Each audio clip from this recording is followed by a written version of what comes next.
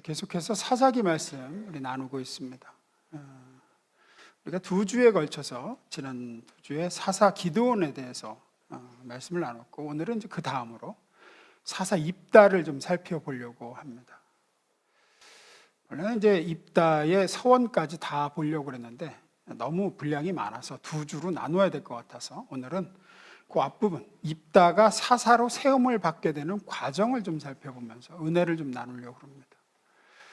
2가지를 좀 나눠보겠습니다. 첫 번째 읽습니다. 시작.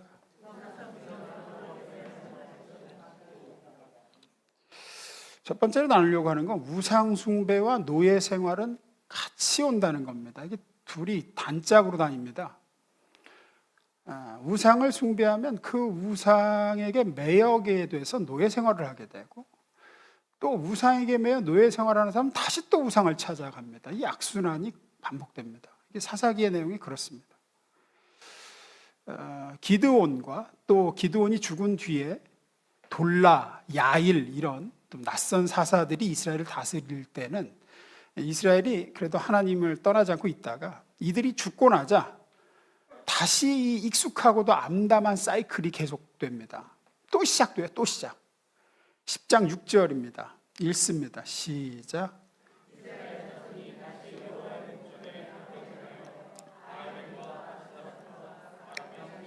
시돈의 신들, 모압의 신들, 암몬 자손의 신들, 블레셋 사람들의 신들을 섬기고 여호와를 버리고 그를 섬기지 아니하므로. 또 시작됐습니다. 또 그런데 달라진 게 있습니다. 이 전까지는 바알과 아스다롯 이렇게 가나안의 우상만 섬기다가 이제는 버라이어티해집니다. 아람의 신들, 시돈의 신들, 모압의 신들, 암몬 자손 블레셋의 신들, 이 우상들을 다 같이 섬기기 시작했습니다. 근데 이상한 것은 뭐냐면 여기 나오는 이스라엘이 하나님을 버리고 섬기게 된 우상들은 전부 어떤 우상이냐면 이스라엘에 쳐들어와서 이스라엘을 괴롭히고 억압하고 착취하고 막 빼앗고 죽이고 했던 민족들이 섬기는 우상들이에요. 다시 말해서 이스라엘이 어느 나라의 우상을 숭배할 때마다 그 나라가 결국 이스라엘에 쳐들어왔습니다.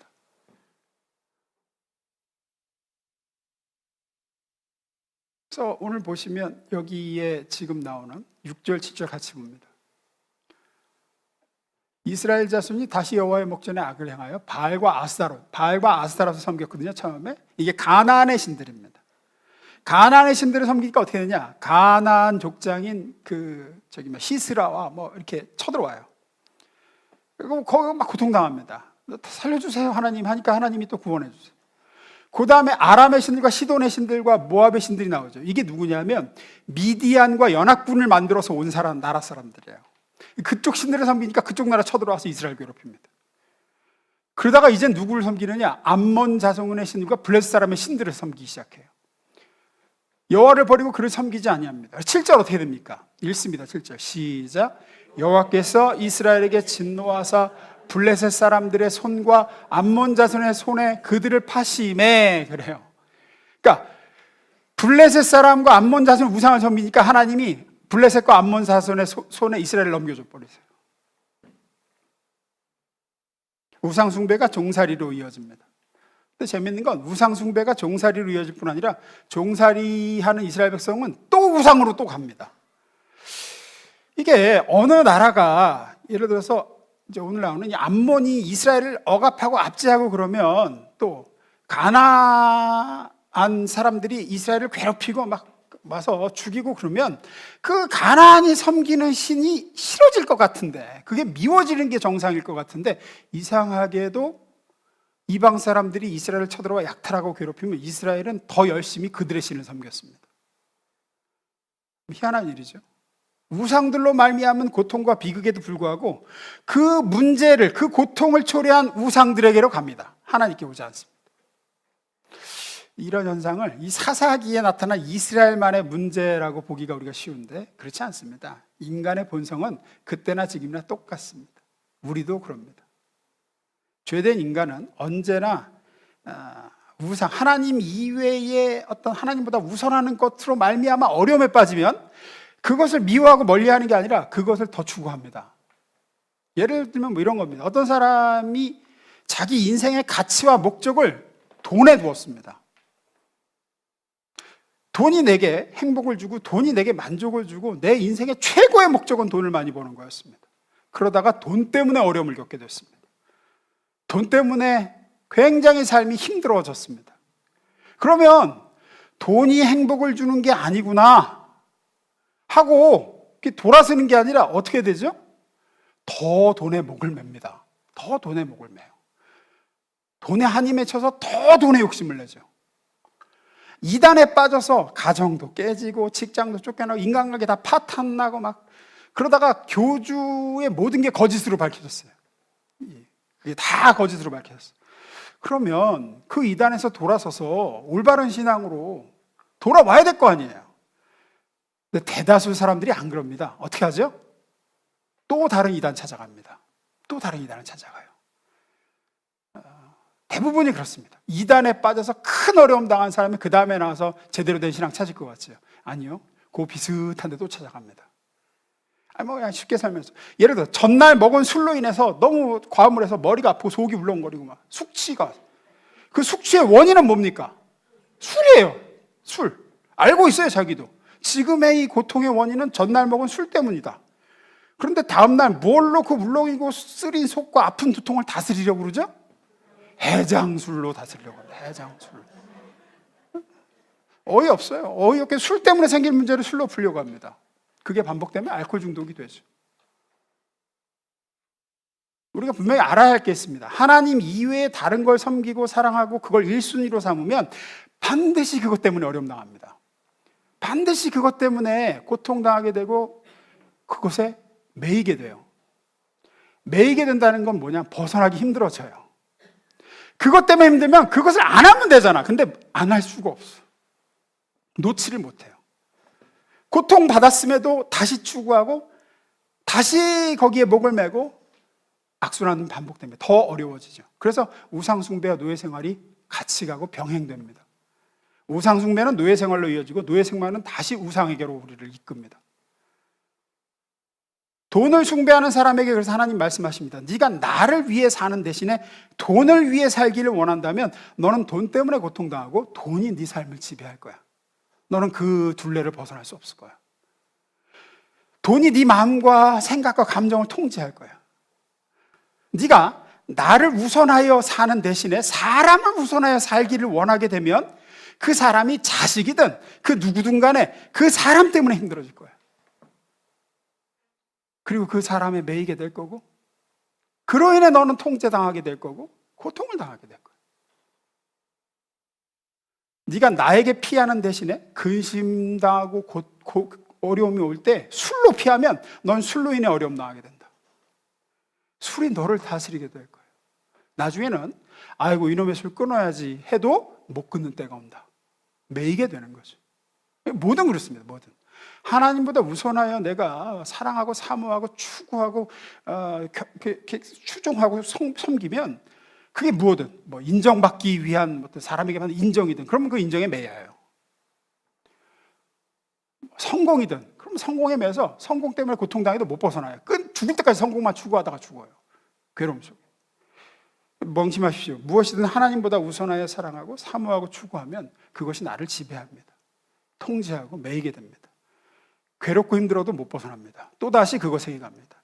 이스라엘 백성이 그랬습니다. 우상숭배는 언제나 노예생활과 함께 왔습니다. 두 번째입니다. 읽습니다. 시작. 다시 성경으로 가봅니다. 그렇게 우상숭배로 인해서 노예생활을 시작했어요. 암몬의 우상을 섬기니까 암몬이 쳐들어왔고 이스라엘을 괴롭힙니다. 이스라엘을 압제하고 이스라엘을 착취합니다. 얼마나 힘들고 길게 갔느냐? 8, 9절에 이렇게 얘기합니다.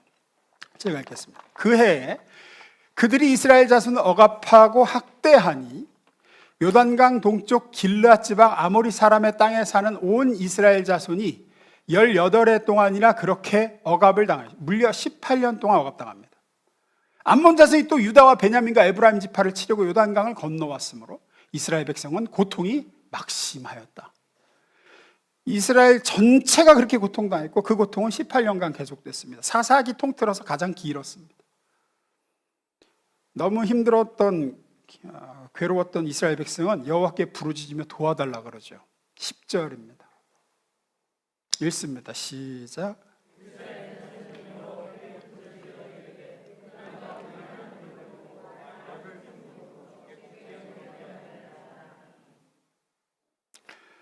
하나님, 우리가 범죄했습니다. 도와주십시오. 근데 하나님은 이들의 기도에 응답하지 않으십니다. 11절부터 봅니다. 여호와께서 이스라엘 자손에게 이르시되 내가 애굽 사람과 아모리 사람과 암몬 자손과 블레셋 사람에게서 너희를 구원하지 아니하였느냐. 예전에 또 시돈 사람과 아말렉 사람과 마온 사람이 너희를 압제할 때 너희가 내게 부르짖음으로 내가 너희를 그들의 손에서 구원하였거늘. 13절 너희가 나를 버리고 다른 신들을 섬기니 그러므로 내가 다시는 너희를 구원하지 아니하리라. 하나님은 이스라엘이 부르짖을 때마다 거듭거듭 그들을 구하셨습니다. 하지만 그들은 그때마다 또 거듭거듭 하나님을 버리고 다른 신들에게로 갔습니다. 그래서 하나님이 통렬하게 백성에게 말씀하십니다. 내가 다시는 너희를 구원하지 아니하리라. 그리고 이렇게 말씀하세요. 14절입니다. 읽습니다. 시작. 너희가 선택한 신들에게 나가서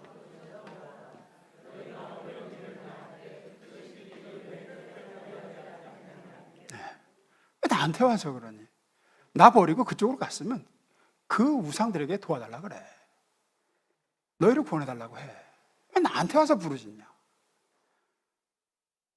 이 말씀을 들은 이스라엘은 마침내 진지하게 자기들을 돌아보고 회개하기 시작합니다.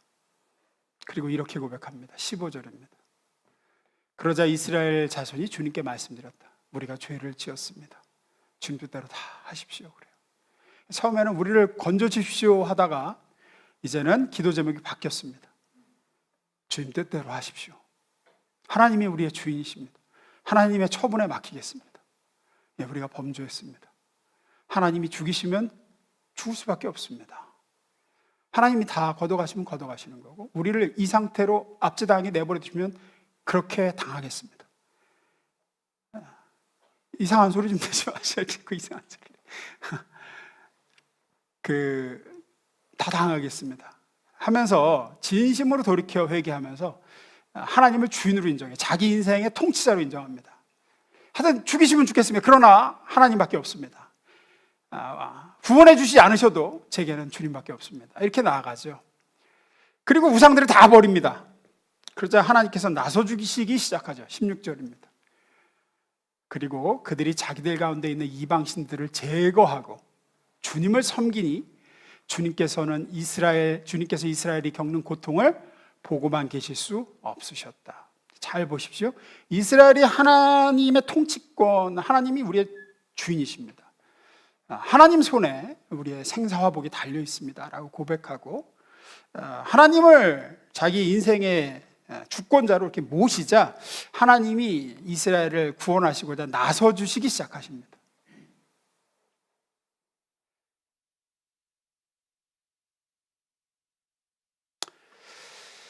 이렇게 하고 있을 때에 또 암몬이 쳐들어옵니다. 17절입니다. 읽습니다. 시작.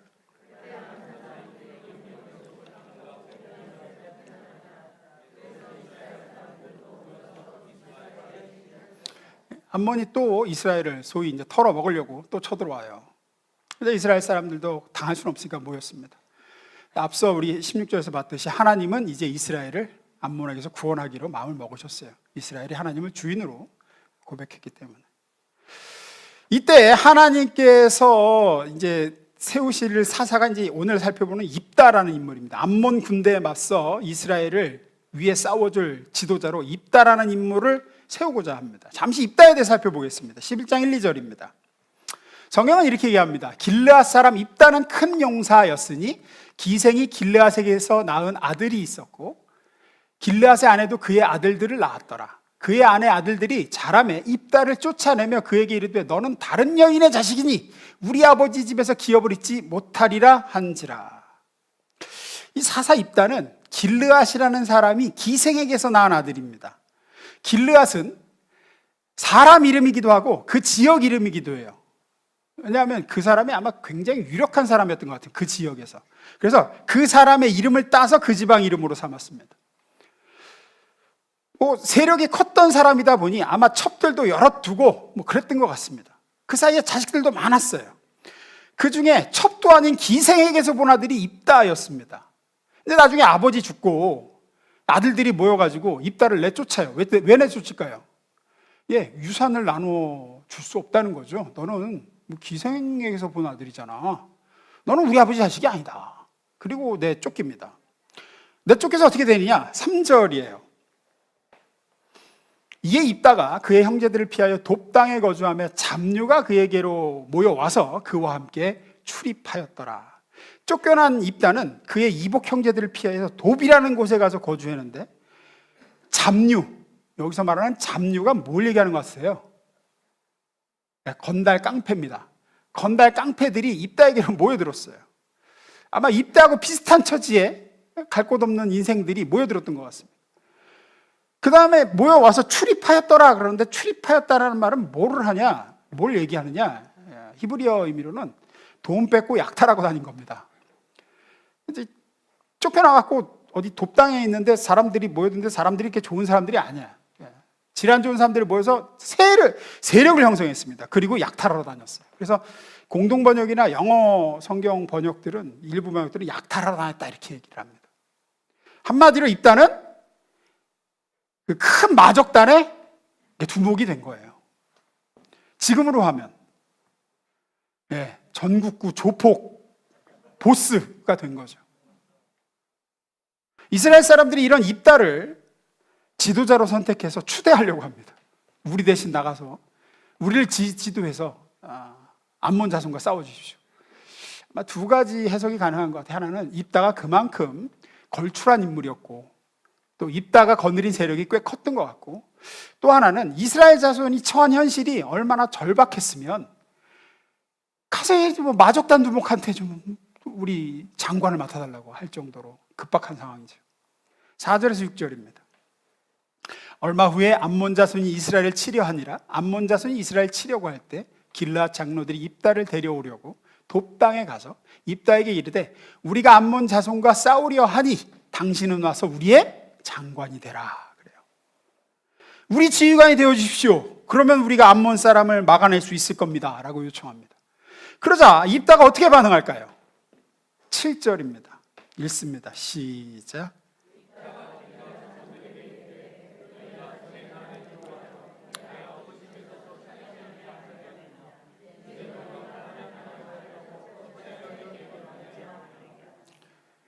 니들이 나를 쫓아낼 때는 언제고 이제 와서 나하고 상관없는 일에 나서달라고 하느냐? 내가 왜 이 전쟁에 니들을 도와주고 너희들을 위해서 싸워야 되느냐? 묻죠. 그래서 장로들이 간청을 합니다. 8절입니다. 그러므로 길르앗 장로들이 입다에게 이르되 이제 우리가 당신을 찾아온 것은 우리와 함께 가서 암몬 자손과 싸우려 함이니 그리하면 당신이 우리 길르앗 모든 주민의 머리가 되리라. 머리는 주인이라는 뜻입니다. 당신이 우리를 위해 나서 싸워주시면 당신을 우리의 주인으로 섬기겠습니다. 통치자로 삼겠습니다. 입다가 다시 묻습니다. 9절입니다. 입다가 길르앗 장로들에게 이르되 너희가 나를 데리고 고향으로 돌아가서 암몬 자손과 싸우게 할 때 만일 여호와께서 그들을 내게 넘겨주시면 내가 과연 너희의 머리가 되겠느냐? 너희 왕이 되겠느냐? 정말이냐? 내가 가서 이기기만 하면 너희들이 참으로 나를 통치자로 삼을 것인가? 장로들은 하나님 앞에 맹세를 합니다. 10절입니다. 길르앗 장로들이 입다에게 이르되 여호와는 우리 사이의 증인이시니 당신의 말대로 우리가 그렇게 행하리이다. 예, 당신은 우리의 통치자의 주인으로 섬기겠습니다. 따르겠습니다. 이렇게 재차 다짐을 받고 서야 입다는 그들을 구원하고자 나서주기 시작합니다. 11절입니다. 그래서 입다는 길르앗 지도자들을 따라갔고 그곳 백성들은 그를 통치자와 사령관으로 삼았다. 중요한 포인트입니다. 길르앗의 이스라엘 사람들은 입다를 괄시하고 그렇게 쫓아내놓고 자기들이 지금 공경과 위기와 고통을 당하게 되니까 와서 우리를 도와달라 그래요. 와서 우리를 구해달라 그래요. 그렇게 이용하려고만 합니다. 그러자 입다는 얘기하죠. 내가 그렇게 만만해 보이냐? 나 싫다고 쫓아낼 때인데 이게 어려움 당하니까 그 공국에서 구해달라고 그러느냐? 그러면서 조건을 걸죠. 내가 너희의 통치자가 된다고 하면 너희가 나를 주인으로 세워서, 지도자로 세워서 나를 따르고 내 명령과 뜻에 순종하겠다 그러면 내가 나가서 싸워주겠다. 내가 너희를 구해주겠다라고 하죠. 지도자로 삼고 통치자로 삼지도 않으면 도움도 구원도 받을 수 없다는 이야기입니다.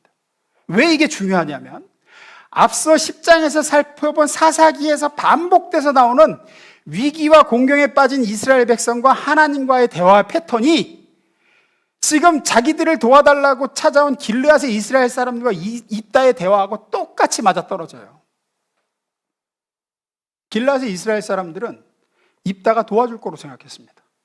그러나 입다는 나에게 등 돌리고 나를 미워해서 쫓아낼 줄은, 내쫓을 때는 언제고 어려움 당하니까 도와달라고 하면 거절하죠. 그러자 그들은 다시 간곡하고 겸손하게 부탁합니다. 당신이 우리를 도와주고 구원해주고 나서 싸워준다면 당신을 통치자로 모셔서 그 뜻을 잘 따르고 당신을 주인으로 왕으로 삼아 그 명령대로 순종하겠다고 합니다. 그러자 그래 그럼 내가 나서주마 하죠. 하나님이 이스라엘과 대화하신 내용도 똑같습니다. 니들이 나한테 등 돌려서 떠나고 여러 우상들 좋다고 섬길 때는 언제고 이제 급해지니까 이제 힘들고 괴로우니까 도와달라고 그러냐. 가서 우상들한테 도와달라 그래라. 그러자 이스라엘 백성이 간절하고 겸손하게 부르짖으며 고백하죠. 하나님만이 우리 주인이십니다. 하나님이 우리의 통치자로 모시겠습니다. 죽이시면 죽겠습니다. 그 뜻대로 순종하겠습니다. 그 뜻을 따라 살겠고 명령을 따라 살겠습니다. 그러자 하나님이 나서주기 시작하시죠.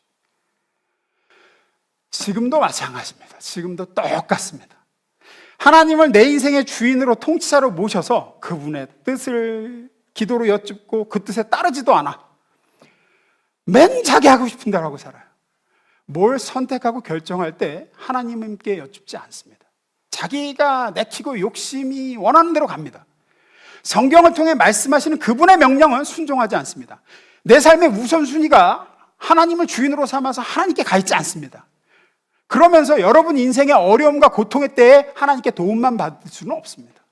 하나님은 그렇게 이용당하시는 분이 아닙니다. 그분의 나서주심과 도움을 받으려면 여러분은 그분을 여러분 삶의 주인으로, 여러분 인생의 지도자의 통치자로 인정하고 모시고 그분이 말씀하시는 대로 따라야 됩니다. 뭔가 결정하고 선택할 때 여러분이 원하는 대로 하지 말고 하나님이 원하시는 대로 해야 됩니다. 그렇게만 하지 않으면서 도움만 받겠다, 내 삶의 어려움에서 구원만 받겠다, 그럴 수는 없습니다. 예수님 뜻대로 살지 않으면서 예수님의 구원을 받을 수는 없습니다.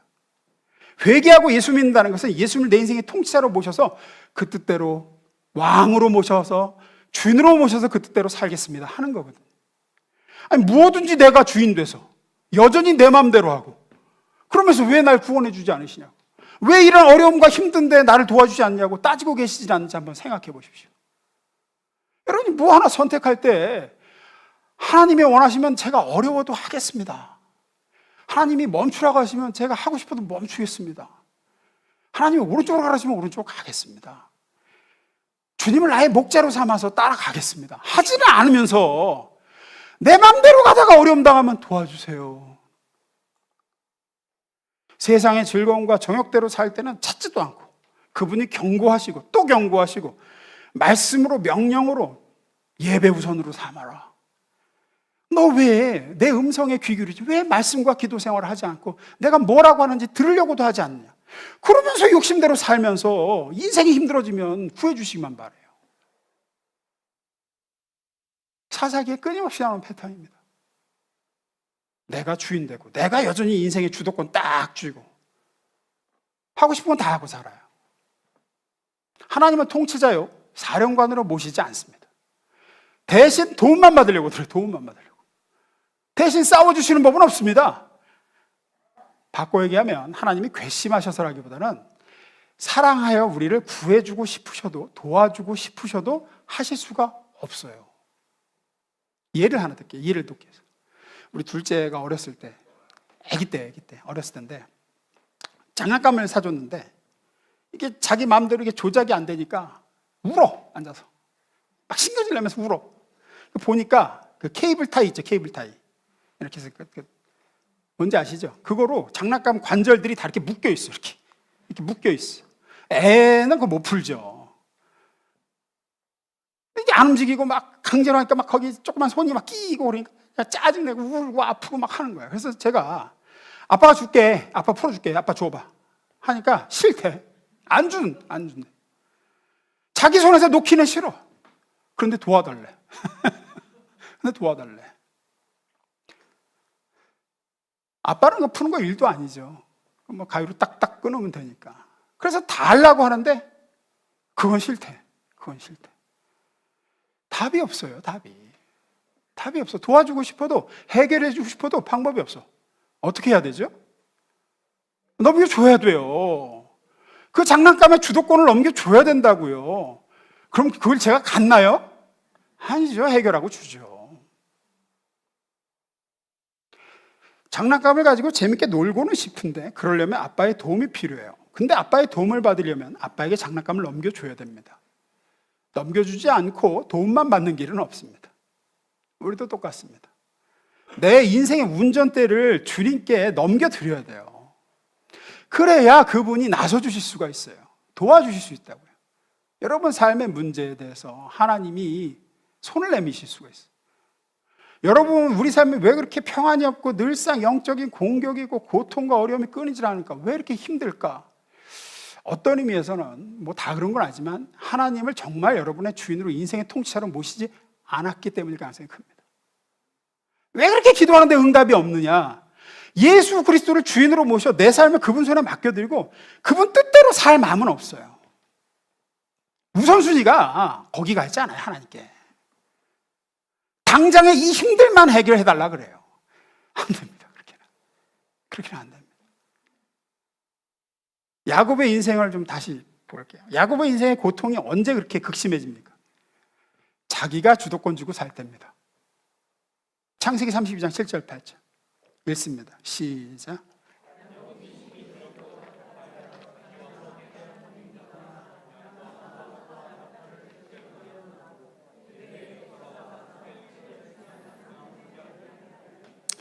잘 보세요. 이 결정은 지금 누가 내렸습니까? 야곱의, 이거 누구 생각입니까? 야곱의 생각입니다. 야곱이 선택했습니다. 지금 야곱의 인생의 주인은 누굽니까? 야곱입니다. 하나님께 묻지 않습니다. 하나님, 형 에서가 복수하려고 온다는데 어떻게 할까요? 하지 않습니다. 두려워하지 말고 나아가라. 그럼 순종하면서 나아갔으면 홍해 갈라지듯 갈라졌을 텐데 야곱은 그렇게 안 합니다. 그래서 지금 뭐라 그럽니까? 야곱이 심히 두렵고 답답합니다. 왜? 내가 내 인생의 주인이거든요. 내가 책임져야 되거든요. 내 머리로. 근데 희한한 건 이 다음 절부에 뭐가 나오냐면 9절부터 야곱이 기도를 해요. 하나님 도와주세요. 형이 쳐들어와요. 아니 결정은 지가 다 내려놓고 하나님은 도움만 달라고 그럽니다. 끊임없이 이렇게 고통당하던 야곱이 이때 이제 하나님 만나 환도뼈 깨지고 자기 인생의 주인이 내가 아니구나. 하나님이 주관자시구나. 하나님 뜻대로 살아야 되는구나. 이걸 이제 깨닫죠. 그 다음에 이제 비슷하게 또 어려움이 찾아옵니다. 세겜 족속이 야곱을 이제 이렇게 죽이려고 벼를 때가 돼요.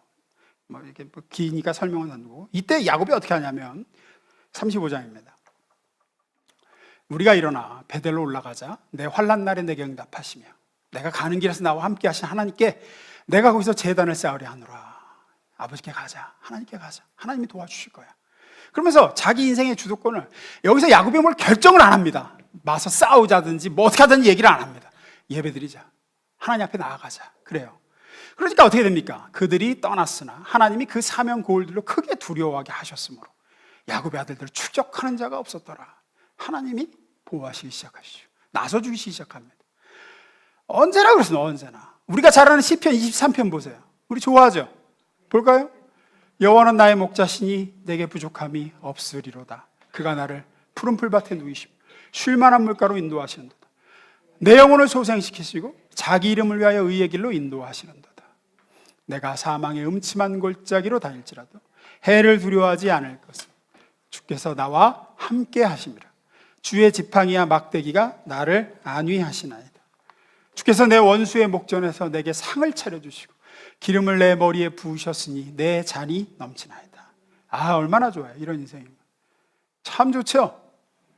그런데 보세요. 이렇게 되는 원인이 어디 있습니까? 이렇게 될 수 있는 이유가 어디 나옵니까? 1절에 나와요. 1절에. 1절 봅니다. 여호와는 나의 목자시니. 하나님을 나의 목자로 삼았기 때문에 다 가능해요. 그 뒤에 목자가 가잔 대로 가고, 모든 결정에 있어서 목자에게 그 결정과 선택을 위임하고, 저는 따르겠습니다. 저는 양입니다. 그러니까 푸른 풀밭, 쉴만한 물가, 의의 길로 인도하시고, 사망의 음침한 골짜기도 지금 양이 들어간 겁니까? 목자가 인도해서 따라 들어간 겁니까? 사실 목자 인도해서 따라 들어간 거예요. 지가 들어갔으면 안 되지. 목자가 이유가 있어. 사망의 음침한 골짜기를 일로와 가는데, 음침한 골짜기를 가더라도 해를 두려워하지 않는 이유는 주님 따라갔기 때문이에요. 자기가 결정한 거 아니에요. 그러니까 지팡이와 막대기가 아니하시는 거예요. 왜 내 인생은 사막입니까?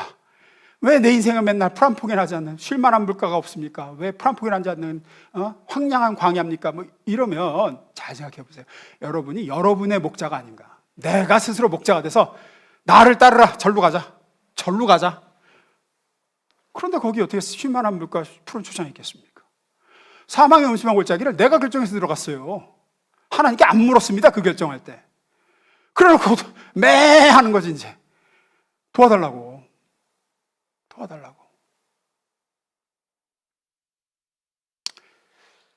말씀 마무리했습니다.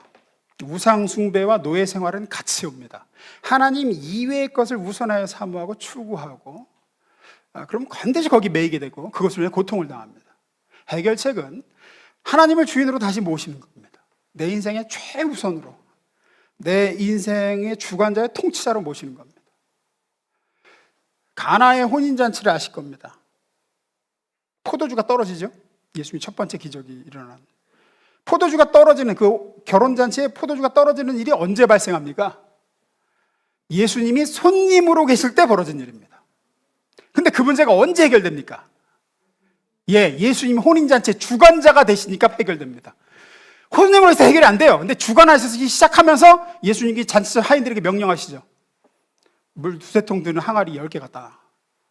그러니까 그대로 합니다. 물 퍼다 채워, 나눠줘. 그들이 그 명령대로 따르기 시작할 때, 예수님에게 그 잔치의 주인이 되기 시작할 때, 포도주가 바닥난 그 집이 더 좋은 포도주가 넘치는 집이 되기 시작합니다. 예수님께 넘겨드리지 않고 도움만 받을 수는 없었습니다. 우리 인생도 똑같습니다. 우리 인생에 여전히 내가 주인이고, 예수님을 다시 그냥 손님으로, 게스트야 게스트. 여기 와서 앉아 계신 거 보면 예수님을 손님으로 모신 거예요, 최소한. 근데 주인으로 모시지 않았어요. 그러면 가나의 혼인잔치처럼 삶의 포도주가 떨어지는 일이 일어날 수 있습니다. 방법은 다시 예수님을 주인 자리에 모셔야 돼요. 우리에게 명령하시는 위치가 되고, 우리가 그 명령에 따르기 시작할 때부터 뭔가 해결점이 시작됩니다.